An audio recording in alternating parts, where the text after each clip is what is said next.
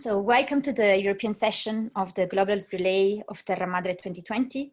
This is a virtual journey of slow food in five parts that crosses continents and time zones. It is a global dialogue on the big questions of our times with experts from all over the world. I am Marta Mesa, the director of Slow Food Europe, and I will lead you through the third step of this journey that will take place indeed in Europe. We will be talking specifically about how the relationship between food, agriculture, and environment has been changing, especially in the wake of COVID-19, and how the European Commission has been coming forward with proposals to make Europe greener and more sustainable. We will talk about this topic with three high-level speakers that I'm very happy to welcome on our discussion today. I'll introduce them now one by one. The first one is Valérie Masson-Delmotte. Hello. She's a French climate scientist, research director at the French Alternative Energies and Atomic Energy Commission. She's also the co-chair of the Intergovernmental Panel on Climate Change. This is a body of the United Nations that is dedicated to providing the world with objective scientific information relevant to understanding the scientific basis of the risk of human-induced climate change. And she has worked on past climate variations, the evaluations of climate models, and also the future climate. So she's been looking at what has happened in the past to try and see what is relevant for the future. Welcome, Valérie. Our second speaker is Johan Rockström. He is director of the Potsdam Institute for Climate Impact Research and professor in Earth System Science at the University of Potsdam. Johan is an internationally recognized scientist on global sustainability issues, and specifically he led the development of the Planetary Boundaries Framework for Human Development in the current era of rapid global change. He's an active consultant for several governments and businesses networks, and is also an advisor for sustainable development issues and international meetings. And finally, we have Virginijus Sinkevicius. He's the European Union Commissioner for Environment, Oceans and Fisheries. He's the youngest commissioner ever, the first commissioner in Europe to be born after the fall of the Berlin Wall. He's in charge of managing the most feared threats to the future generations of Europeans, and indeed such as European environmental protection and ocean conservation. Before becoming commissioner, he was a member of the Lithuanian Parliament and Minister of the Economy and Innovation of the Republic of Lithuania. So welcome to all of you. I would now like to ask you a first question, and I would like to hear your thoughts on this. So indeed, the world has been going through this terrible pandemic, is still going through this terrible pandemic. And one thing that has become very clear is the relationship between the health of the environment, agriculture, our food, and the impact and the relationship that they have. And indeed, this relationship between food, agriculture, and environment, how should this change for truly sustainable societies? I would like to start with hearing Valérie. Thank you very much. So you start by the pandemic context, and we don't see all the different cascading effects of the health crisis, but there are a few obvious points.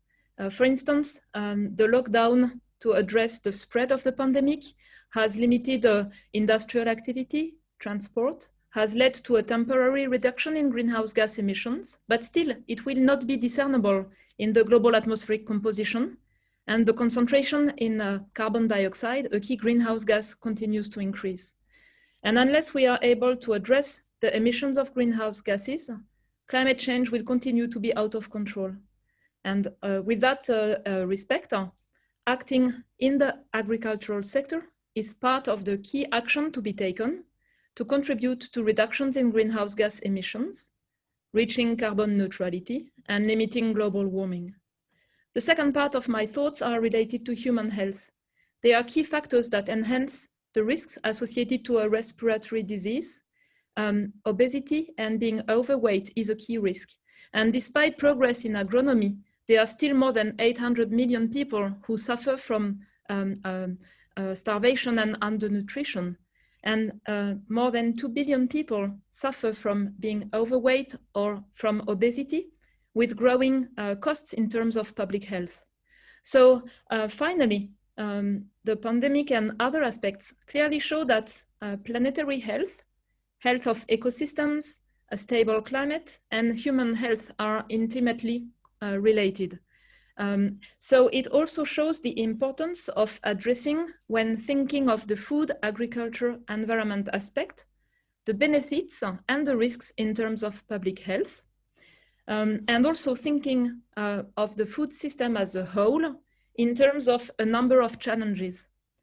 So from the perspective of the recent reports of the IPCC, I think the 6 main challenges to be addressed are related, of course, to food and nutrition security, quality of food, but also adapting to a changing climate, reducing greenhouse gas emissions, preventing land degradation, limiting risks related to the depletion of groundwater resources, and preserving biodiversity. And that makes the land sector and the agricultural policies at the heart of sustainability. And just to finish with one number, at the moment, the whole food system, so from the farm to the garbage bin, and our plate is in between, accounts for about 1/3 of global greenhouse gas emissions. And it's vulnerable to a changing climate. We see everywhere impacts related to heat waves, droughts, or floods. And so thinking of sustainability to be at the heart of food policies is critical. Thank you so much, Valerie. Commissioner Sinkevicius. Okay, thank you for your question. And to begin with, of course, thank you very much for having me. And I'm very happy to have the opportunity to take part in Terra Madre, even though it is only virtually. In fact, a year ago, when I was only candidate commissioner, I had promised to Slow Food that I would do my best to participate, and I'm happy that I could deliver on this promise. So thank you once again for the invitation.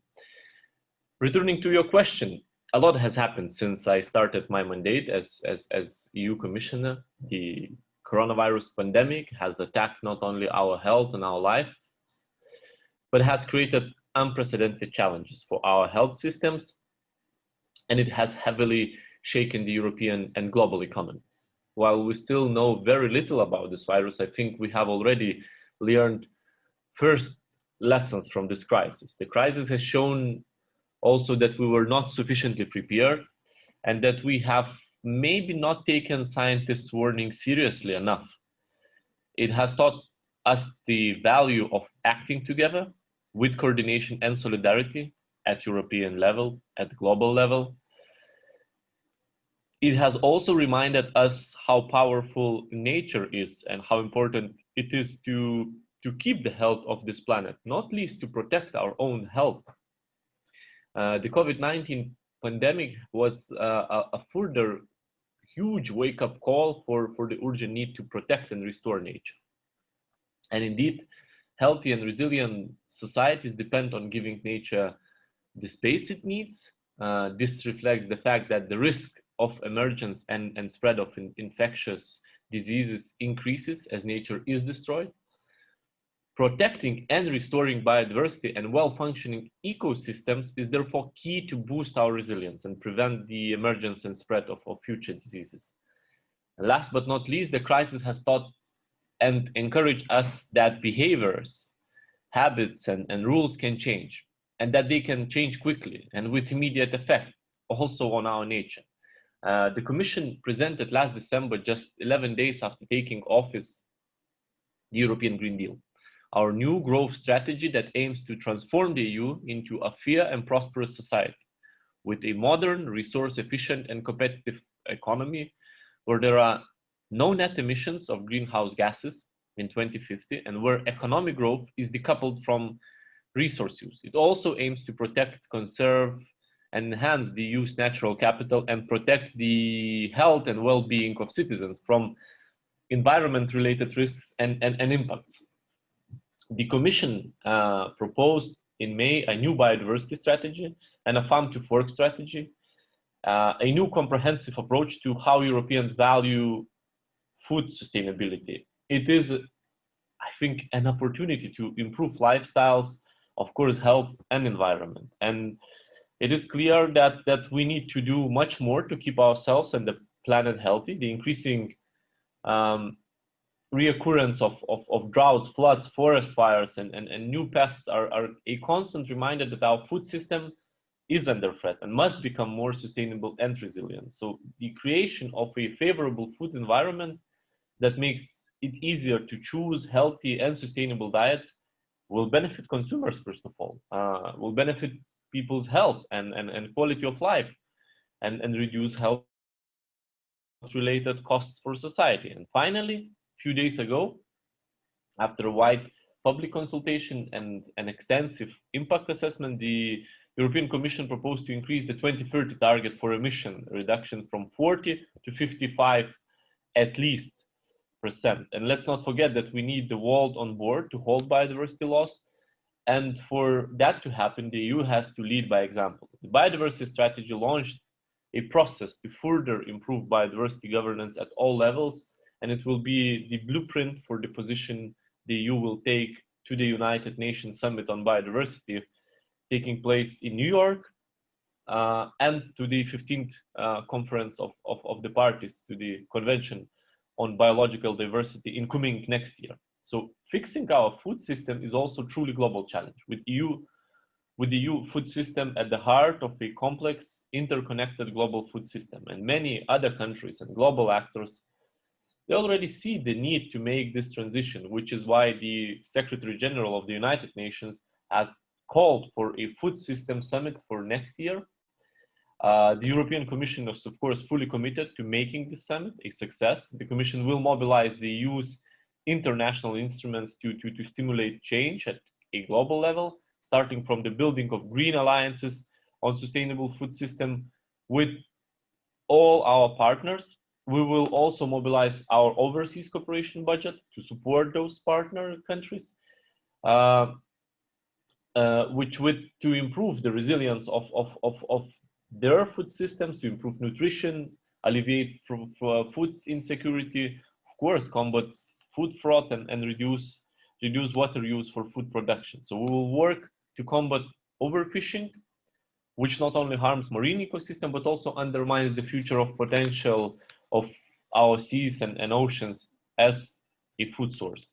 So let me finalize by saying that we will mobilize our trade policy to support ecological transition through ambitious sustainability chapters in all EU bilateral trade agreements, as well as specific measures to address the threat of antimicrobial resistance from imports, and of course accompany the transition towards a sustainable use of pesticides globally. So I'm happy that here in the Commission, we realize this challenge is horizontal, not linked to one specific portfolio or topic, but really horizontal, and this is the way we're going to proceed. So indeed, sustainability at the heart of food policies. Johan, how would you like to respond also to this question? Yes, thanks, Marta, and basically building on Valerie's very good comprehensive overview. I mean, I think it's really important for us to recognize that we're in the midst of a global health crisis. We have scientific evidence that we have a climate crisis. We have scientific evidence that we have an ecosystem crisis. But even more important is to recognize that these are intertwined crises that are occurring simultaneously, and that they're all manifestation of the fact that we're now in the Anthropocene, that the new geological era that science has clearly shown evidence that we've entered, where we humans, anthros, are now the dominating force on planet Earth. So when you look carefully at COVID-19, we have enough evidence to recognize the fact that this is a zoonosis. It's a viral spillover from wild animals, potentially via domestic animals, to humans. It's related to unsustainable exploitation of natural habitats and ecosystems, and risky behavior in wet markets and wildlife trade, which then propels itself from one point on the planet across the entire world through this hyper-connected trade system and transport system we live in. And when you think very carefully about it, it's exactly the same thing with climate and environment. That today we must recognize that what happens with the West Antarctic ice shelf, or the rainforest, or the temperate forest, can send planetary invoices back that impacts the stability of the climate system and our life support system. So we have so much to learn from COVID-19 in this new integrated challenge that we're facing as humanity. So I think that that's kind of insight number one. Then also connecting to Valerie's point that, we have also so much scientific evidence that the food system is not only one of the large sectors in terms of greenhouse gas emissions, it is the number one cause for losing biodiversity. So it is the big factor threatening rising frequency of future potential epidemics, pandemics. It's also the number one consumer of fresh water. It's the number one reason why we are over polluting with nitrogen and phosphorus, another greenhouse gas, by the way. And it's also a fundamental cause for land use change in the world. So to put it simple, if we fix the food system, we also fix a large portion of the stability of the Earth system, and thereby also contributing significantly to the planet. I often say, and I know, Valerie, that's a little bit unscientific perhaps, but even, that the final battleground, whether or not we're able to deliver on the Paris Agreement, is no longer whether we are able to decarbonize the energy system, it's really whether the transformation of the food system will or will not succeed. Just to give you a few numbers here, we know so far, over the last 150 years, that roughly 50%, even a bit more actually, of the greenhouse gas emissions that we've caused through fossil fuel burning are absorbed on land, in natural ecosystems, and in the oceans. The biggest subsidy to the world economy. Now, if we look into the future, if we want to, have a nature system that is able to continue providing us with this tremendously important carbon sink, we must manage nature in a sustainable way. And agriculture is the prime candidate to succeed with that. We've just recently mapped what we call the irrecoverable carbon sources, which is the carbon sinks in ecosystems on land that are so stable that it's very difficult for us to replace them if we lose them. We're talking permafrost soils, we're talking about some of the old forest systems, we're talking about some of the wetland systems. They correspond in the latest publications to roughly 280 gigatons of carbon. Now that number is just to compare with the fact that we've roughly added 280 gigatons of carbon through fossil fuel burning. So we have equal amounts of stored carbon in really sensitive ecosystems on the planet as we have burned since the Industrial Revolution. And all of this connects with food. So there is a very strong link here. And then just to close, to say that I think Valerie is right on target to make this a very strong health agenda. Because when you think of it very carefully, as she points out, obesity is on the rise, diabetes is on the rise, cardiovascular disease is on the rise because of unhealthy food, which makes us more vulnerable to other shocks and stresses, such as pandemics, for example. So if you want to have a kind of a healthy, more resilient future, we better invest both in healthy and sustainable food for people and planet. There's quite an exciting and strong scientific agenda here. Excellent, thanks so much. You mentioned something, Johan, if we fix the food system. So that's a big if. And I would just like to ask you both, still briefly, what could be, in your opinion, really levers of change to get from where we are today, which you presented extremely well, to a much more sustainable situation? So what could be, indeed some of the things that should absolutely happen to fix the food system, but also to fix the other problems? It's a big question, I understand, but it'd be great to hear your insight on this. Johan, would you like to start? Yeah, indeed, Marta, that is a big question, but let me give you a few kind of directions, at least, to this. Number one, which I think is perhaps the most important, is that when you take all the environmental research and the climate research and the evidence we have, it points us in a direction that we now must seriously consider and understand that from now onwards, we need to feed humanity from current farmland, not allow continued expansion of agricultural land into natural ecosystems. That basically, that the remaining natural ecosystems are so precious for the resilience of the planet and the climate system, we need to maintain them. And the numbers here are quite clear. We have transformed roughly 50% of the world's terrestrial area. And now it's basically time to be clever in what I call sustainable intensification, to be able to provide increasing food for growing populations. That's number one. Number two is to deploy all the practices, and it's quite interesting to see there are so many research publications now showing that we know from water harvesting systems, better crop rotations, conservation agriculture, avoiding plowing, to have minimum tillage, to build organic carbon. We have really exciting research on perennial staple food crops, like for example, perennial wheat and maize that could be a game changer in terms of organic carbon and building up more productive plants. We have so much biotech research that is very debated still, but can really be breakthroughs also on more resilient, high-performing crops in a more unstable future. So there are many practices that we can deploy, and recent papers show that 30% of farmers across the world are experimenting with different forms of sustainable agriculture. And then my final advice would just be withdraw all the subsidies that are incentives for unsustainable monoculture, industrial, climate damaging production systems, and reroute those subsidies to make farmers real landscape stewards as much as possible. And I think that gives at least a few directions of travel. Thank you. Thank you so much, Valerie. So in order to build on what Johan has expressed and that I fully share in relationship to controlling pressure on land and sustainable intensification.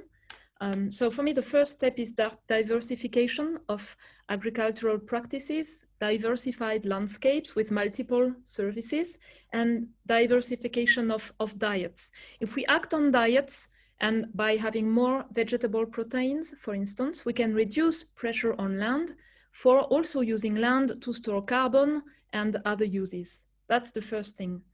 The second thing is involving farmers and building on their field knowledge, empower farmers to take action for, with a climate perspective, adaptation and reducing emissions. The third thing is paying farmers for their environmental services, for preserving water, biodiversity, for storing carbon in soils, for agroforestry practices. And that's something which is a strong incentive, obviously. And the last thing I would like to stress is informing consumers on the environmental footprint of the food they consume. And you can see how relevant it is to have a nutrition information. Many people use, a score where they can see the value of the food they eat, they give to their children, but the environmental footprint is invisible. And we are here talking about Europe. I think in Europe, there's a major challenge in clearly acting to be more self-dependent in a way, and to reduce imported deforestation, imported land degradation associated with our agricultural trade. That's a specific duty and challenge for an integrated view of European agricultural policies. Excellent. Thank you so much to both of you. I think it's very interesting, like you've raised many of the issues that are indeed on the table of the European Commission, of our national governments, because national governments across Europe are also discussing these proposals tabled by the European Commission. They're also being discussed at the level of the European Parliament, where there are the elected representatives. And you've also touched upon some of the issues that are really at the heart of the work of Slow Food. So indeed, like Valerie, you were mentioning the role and knowledge of farmers, but also the possibility for them to work and decide what they grow and how they grow it. The information to consumers, the diversification of farming. So I must say there might be some points where we find a bit of concerns, like in terms of the new technologies that were mentioned, because we are strong believers that food sovereignty, and so the right of everyone to choose what they want to grow and eat, is absolutely important, and this could be compromised by certain technologies. But overall, it's your overview, I think it's really interesting in terms of giving a range of options that are out there to really improve the sustainability of food systems, and not only in Europe, like Valerie, you mentioned also the relation of Europe with the rest of the world. So building on this, I'll be very happy then to follow up with a question to Commissioner Sinkevičius, who's been working closely with other commissioners to indeed draft these first proposals for a European Green Deal, for a greener, more sustainable Europe. And specifically within this Green Deal, there are two specific proposals that especially we Slow Food with partner organizations have been looking into, and these are the farm to fork strategy that is really looking at the food system, and the biodiversity strategy. Biodiversity, where for us as Slow Food, really the importance of cultivated biodiversity is particularly important. So I would like to pass the floor to Commissioner Sinkevičius to hear his thoughts on these topics. So probably concrete measures is the most important, and what matters and what makes the difference in the end of the day. So after several months of intense work, the new biodiversity strategy and the farm to fork strategy were adopted together last May, and they both contribute to the same basic goal: to enable our society to live within planetary boundaries, both now, of course, but also in the future. Among other things, operating within the planetary boundaries means ensuring that the way we produce food, whether at land or at seas, contributes to our health and well-being, rather than undermining it, and to the health of the natural resources and the ecosystems that constitute the basis of our life on this planet. And these are central elements of the EU's recovery plan, crucial to preventing and building resilience to future outbreaks, and providing immediate business and investment opportunities for restoring the EU's economy, paving the way for a transition towards sustainability. The biodiversity strategy is ambitious, but yet very well balanced and, most importantly, achievable. It proposes concrete steps to put Europe's biodiversity on the path to recovery by 2030, including transforming at least 30% of land and seas into effectively managed protected areas. As the decline of biodiversity is particularly severe on farmland, the biodiversity strategy proposes that 10% of agricultural land should consist of high diversity landscape features, for instance, in the form of hedges or flower strips, and the environmental impacts of the agricultural sector should be significantly reduced by 2030. A quarter of agricultural land in Europe should be under organic farming by 2030. A well-established agroecological practice that can provide healthy food while maintaining productivity, increase soil fertility and biodiversity, and reduce the footprint of food production. So together with the farm to fork strategy, the biodiversity strategy sets targets and commitments to transform the EU's food system, including a reduction by 50%, so half of the use and risk of pesticides, as well as the use of the more hazardous pesticides, a reduction by 50% in sales of antimicrobials used for farmed animals and aquaculture, a reduction by 50% as well of nutrient losses from fertilization, and to reverse the decline of pollinating insects.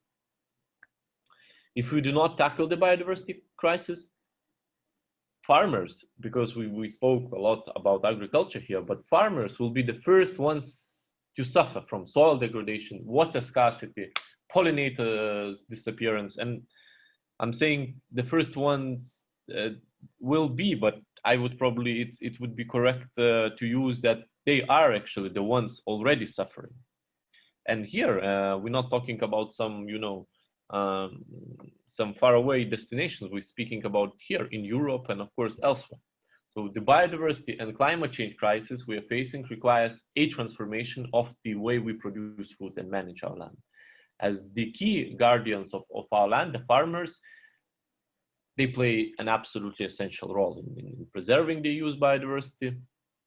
And this is why we propose ways to support farmers in that task and to ensure that they continue to thrive.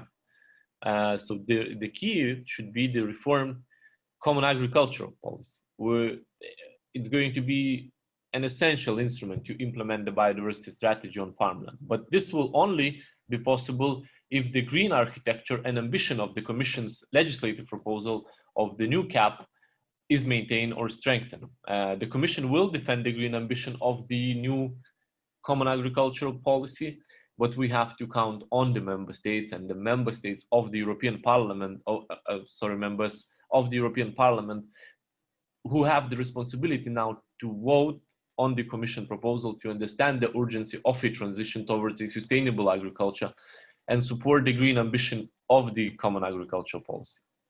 The biodiversity strategy will obviously also concern our oceans and seas. As you know, oceans cover around 70% of our planet and are crucial as climate change mitigators. However, if in the future we want to be able to rely on oceans and seas for our fight against climate change and for seafood production, we must ensure that the marine ecosystems are first of all healthy and resilient. And therefore, the new EU biodiversity strategy will ensure that EU contributes better to conservation efforts in the oceans by increasing the effective management and coverage of marine protected areas. The common fisheries policy already aims to ensure that EU fisheries reach the maximum sustainable yield of fish species and maintain. But work is still needed to ensure its full implementation, particularly in the Mediterranean. And furthermore, for seafood to be considered sustainable, it is also important to address its impact after it has been landed. Through the farm to fork, the Commission aims to help fishers to transition to sustainable production methods. Work is also needed to limit the use of fishing gear, most harmful to biodiversity, including on the seabed. And that said, and to conclude, as you know, the European Commission has the task of proposing policy and legislation, but it is then the European Parliament and member states in the Council who adopt, support, or amend the proposal of the Commission. So the very direct and concrete answer to your question, the European Commission put on the table in less than a year a huge number of concrete proposals and is ready to support and defend their translation into concrete actions, provided that these proposals are endorsed by member states and by the member states and, of course, by the members of the European Parliament. So these are who we will need to translate them into national measures. Especially, I'm underlining the EU member states.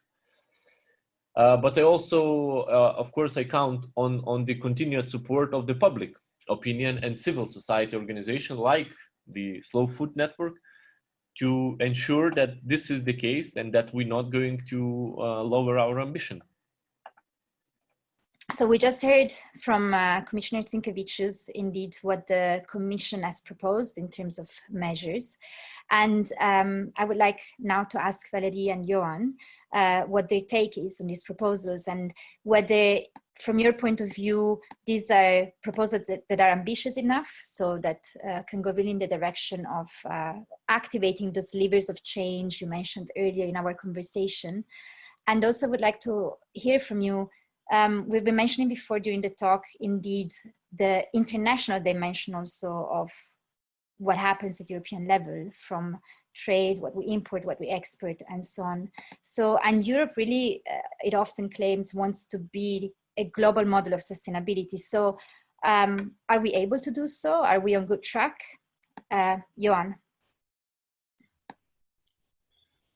Well, let me start by concluding, in a way, it's a kind of a mixture of both a compliment and a concern that the European Union, through the Green Deal, through the 750 billion euros put on the table as a resilience recovery package after COVID-19, with its climate law, with the recent European Commission announcement of a 55% reduction of emissions by 2030, they position the European Union as the most prominent climate and sustainability leading region in the world.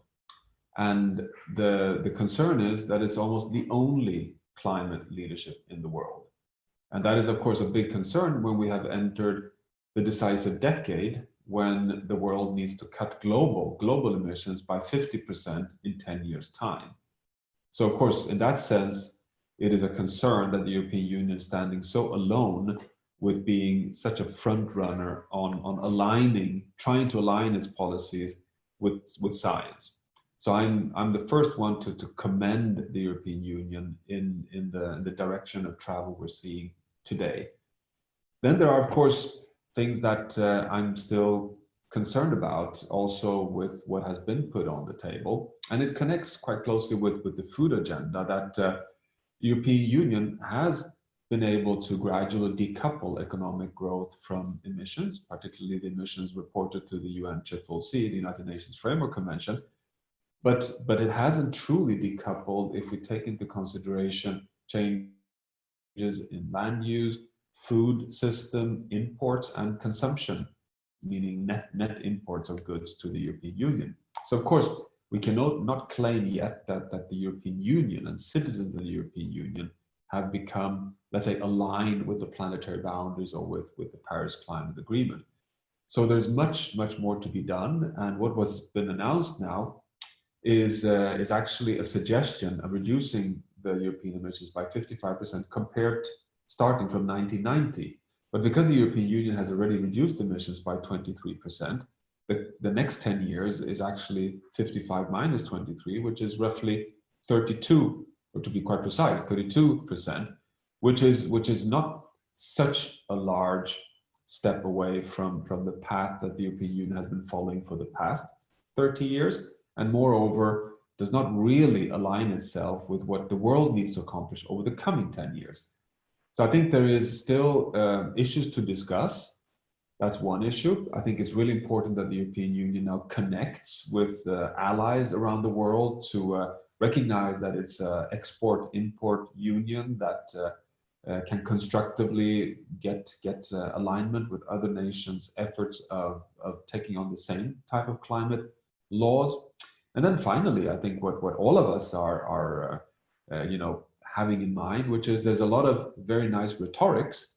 Now is the question of really seeing the investments and the action behind this. And I would suggest that one of the first things to do is to really put up, very serious quantitative monitoring schemes, very serious science-based targets for 2025, 2030, 2035, to really be serious in all sectors of the pathway. I mean, take just the mobility sector, which is not even included yet in the discussions on both shipping and aviation, but then you have the whole car and heavy vehicle sectors. I mean, these are, fundamental sectors. The private sector is ready to start really rising, but we don't really see yet the connection between the policy and the investments required for example, electric mobility. The food sector is the same. Here we have a whole sector that needs to transform over the next 10 years in both land use, which we discussed earlier on, but also in energy use. How can we put the policies in place and the milestones in place to enable the whole value chain from farm to fork to be decarbonized in pace with that cutting emissions by half every decade? So we're in a situation where there's still a lot to be proven, and I think that's where the science, policy, business interface is really important.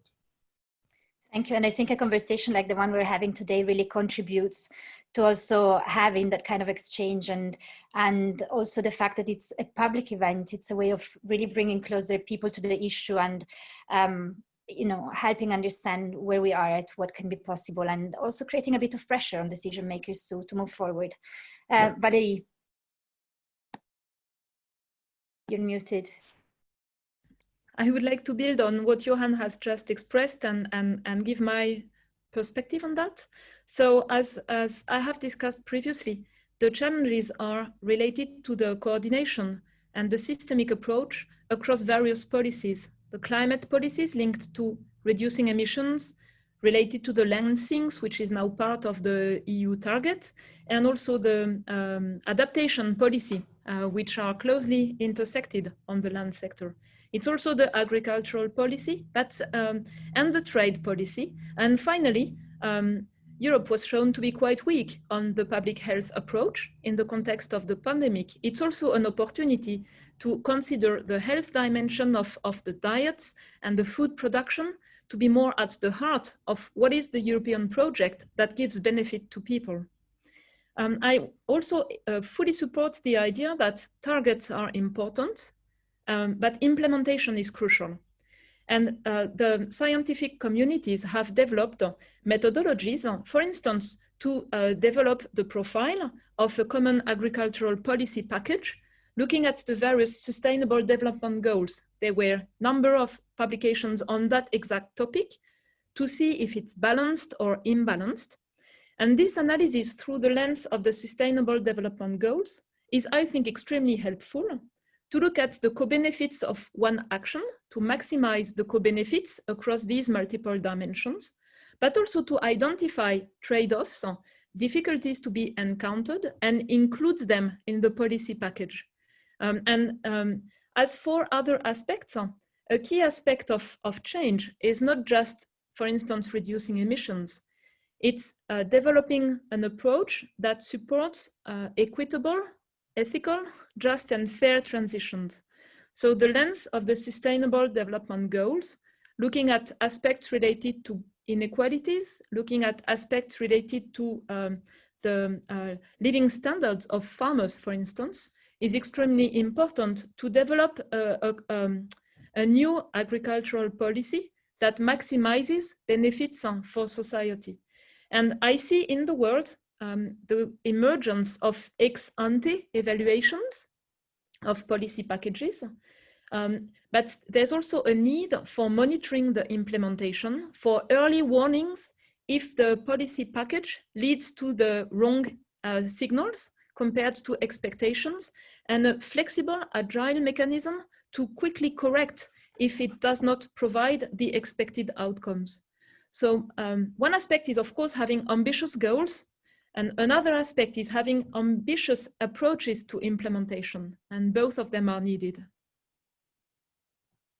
Excellent, thank you so much. I think, again, you've been all covering the whole complex panorama of the food system, and you've been touching upon not just the climate and environmental issues, but of course also the health issues and the social justice issues and the social dimension of all of this. So really sustainability across all its pillars. Let me use this chance to say that, again, thank you to all three of you for having participated in this conversation today. For us, it's a very important thing to get thinkers and experts like you around the table with decision makers, like Commissioner Sinkevičius, who joined us today, because we strongly believe that only through dialogue we can really move things forward and find common solutions. In this sense, we have a small office here in Brussels that is really looking closely at what's happening in terms of policies at European level. We convey the messages of the Slow Food Network, really trying also to bring practitioners and farmers, producers, fishers from the network here to discuss directly with decision makers. Well, not now with COVID restrictions, but we create opportunities for this kind of exchanges, and we would be doing so also throughout Terra Madre, even though it's just online. Most of these meetings will mostly be online, but still we want to create these spaces for dialogue to find common solutions. Again, thanks to all the three of you. The Terra Madre Global Relay continues. The next stop will be in South America. Thank you all for being with us, and Viva Terra Madre. Thank you. Have a nice rest of the day. Bye-bye. Thanks.